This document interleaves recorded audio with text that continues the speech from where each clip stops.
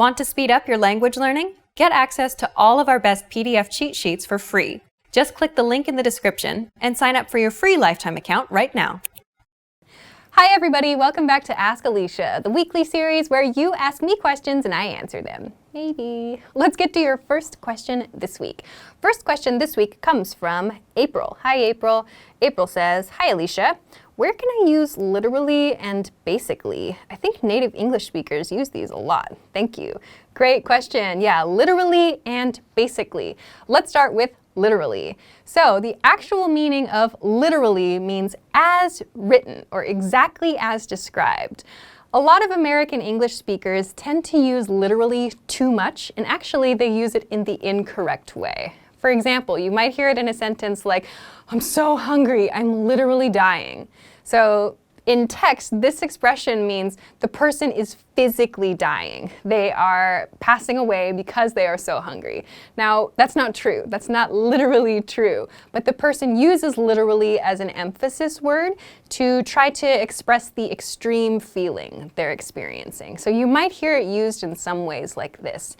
People tend to use it in this way as an emphasis word, but that doesn't mean that this use of literally is correct. It's not actually correct.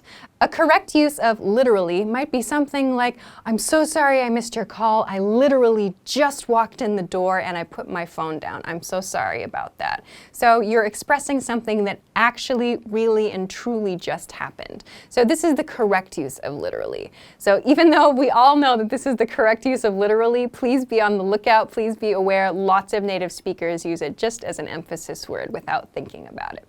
Okay, now let's talk about basically. Basically means in essence, so it refers to the most basic of something. So when we want to speak kind of generally, or we want to talk about like the core idea of something, we'll use basically. For example, in an office meeting where you're explaining something that you want someone else to do, you might say, "Basically, we just need your help doing data entry for this project." So that gives the other person a kind of general idea.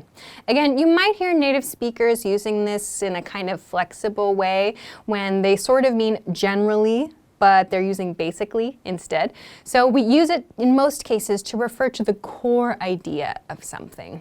One use that might be a little bit confusing is when you hear this used as a one-word response to something.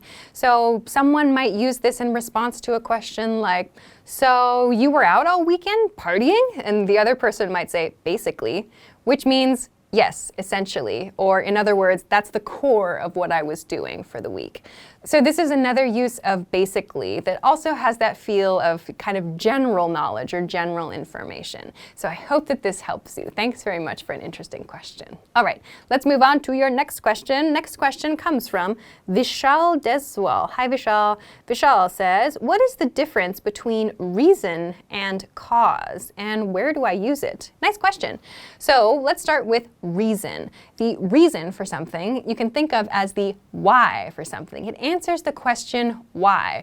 What is the reason could be understood as why. So instead of saying, "What's the reason for this mess in my house?" you could say, "Why is there a mess in this house?"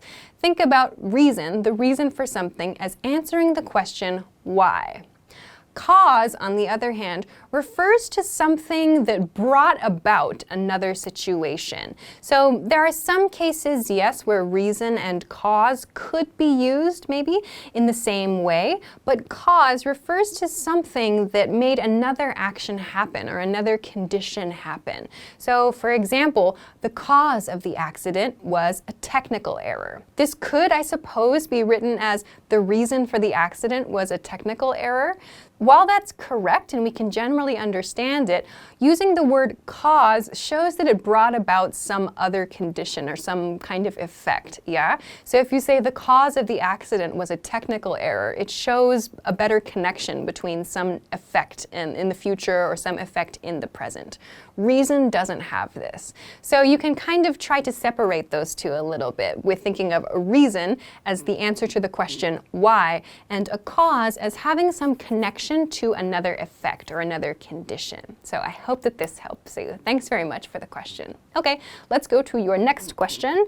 Next question comes from Joanna. Hi, Joanna. Joanna says, when do we use the words cash and money? Great question, yeah. Cash can be used in a couple of different ways. We tend to use cash when we want to talk about physical money in general everyday conversation. Like if you need to get some money from an ATM, you might say, let me get some cash from an ATM. We tend to use cash to talk about coins and bills, the physical money. You might also hear people use cash to talk more casually about money. Like, oh no, I'm out of cash this month. I need to work really hard for next month, or something like that.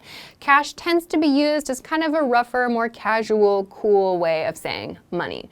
Money tends to sound a little bit more polite or more formal. We typically don't use cash in business situations, for example, unless maybe you know the other person very well, or maybe there's some kind of special arrangement where you speak very casually.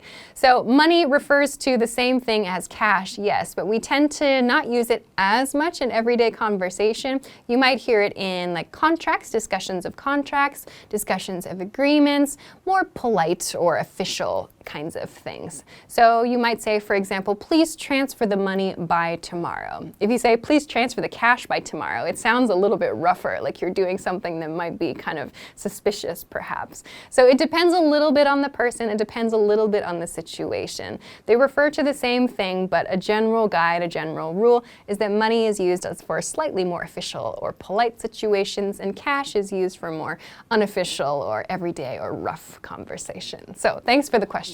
Okay, let's move on to your next question. Next question comes from Rachel. Hi, Rachel. Rachel says, hi, Alicia. I frequently hear the phrase, let alone, but I don't exactly understand when I can use it. For example, I wouldn't speak to him, let alone trust him. Nice question. Yeah, I wouldn't speak to him, let alone trust him. Let alone shows that there's this other level of thing that you would not do. So for example, in this situation, if we think of it as two levels, I wouldn't speak to him. So that's one thing. The speaker is saying, I will not do this. Like in a future situation, if I had the opportunity, I would not do this. I wouldn't speak to him. And then they introduce this other level of something. In this case, trust. So trust is another like higher level of something. And they're saying this is also impossible. So it's like saying this thing at this lower level is something I will not do, or in this case, I wouldn't do. And so therefore, this other thing is also completely impossible. We use let alone to talk about that. For example, in another situation, you could say, he doesn't exercise at all, let alone eat healthy. So that's saying, again, two levels of things. There's one thing this person doesn't do, and therefore this other thing is also completely impossible or completely out of the question. Let alone expresses that. So keep this in mind when you find let alone in your reading. The speaker or the writer is expressing that one thing is not possible or maybe not good or not favorable, and therefore this other thing is also even more impossible or even more out of the question. So I hope that this helps you. Thanks very much for the interesting question. Okay, let's move on to your next question. Next question comes from Emma. Hi, Emma. Emma says, hi, Alicia. I'm wondering which tense I should use when making reported speech sentences. For example, 1. I promised my son that I would buy his favorite Legos for his birthday. 2. I promised my son that I will buy his favorite Legos for his birthday.